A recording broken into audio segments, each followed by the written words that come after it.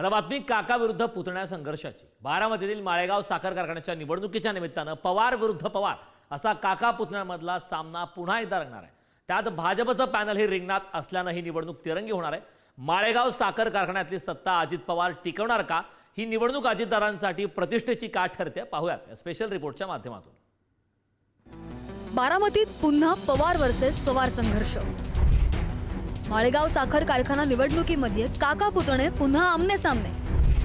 माळेगाव कारखान्यात अजितदादांच्या पॅनलला भाजपचंही आव्हान। बारामती लोकसभा मतदारसंघात पवार विरुद्ध पवार लढाई उभ्या महाराष्ट्रानं पाहिली। आता पुन्हा एकदा माळेगाव साखर कारखाना निवडणुकीमध्ये पवार विरुद्ध पवार असं वॉर पाहायला मिळणार आहे।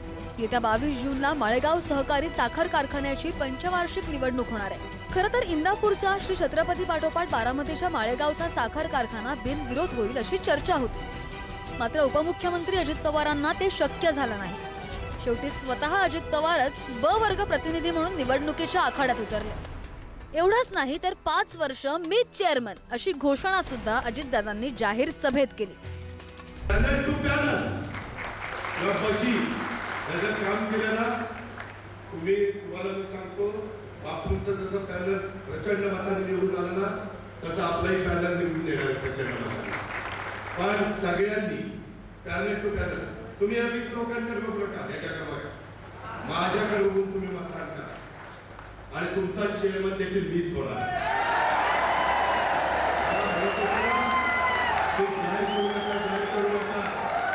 चेअरमन मीच होणार आहे। खरं तर माळेगाव साखर कारखान्याची निवडणूक पवार काका पुतणे एकत्रित लढवतील अशी चर्चा होती। मात्र झालं उलटच। माळेगावात पवार वर्सेस पवार। शरद पवार गटाकडून 6 जागांची मागणी, अजित पवारांकडून श्री निळकंठेश्वर पॅनलची घोषणा। त्यात शरद पवार गटाला एकही जागा नाही। त्यामुळे शरद पवार गटानं स्वतंत्र बळीराजा सहकार बचाव पॅनल मैदानामध्ये उतरवलं। मात्र अजित पवारांच्या विरोधात प्रतिस्पर्धी उमेदवार दिला नाही।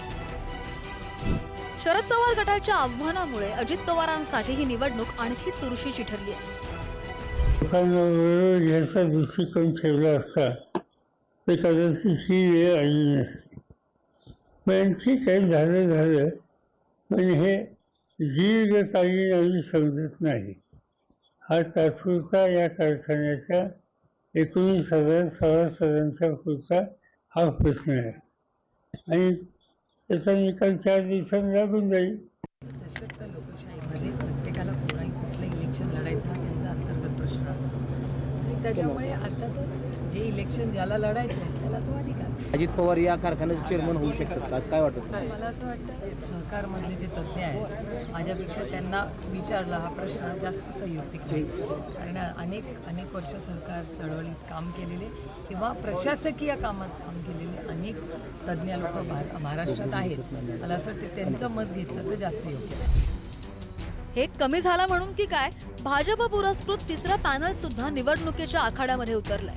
अजित पवारांचे कट्टर विरोधक म्हणून ओळखले जाणारे सहकारातील ज्येष्ठ नेते चंद्रराव तावरे आणि रंजन तावरे या गुरु शिष्यांच्या जोडीनं दादांसमोर पुन्हा आव्हान उभं केलंय। याआधी तावरेंच्या जोडीनं पवार काका पुतण्यांचा पराभव केल्याचा इतिहास आहे।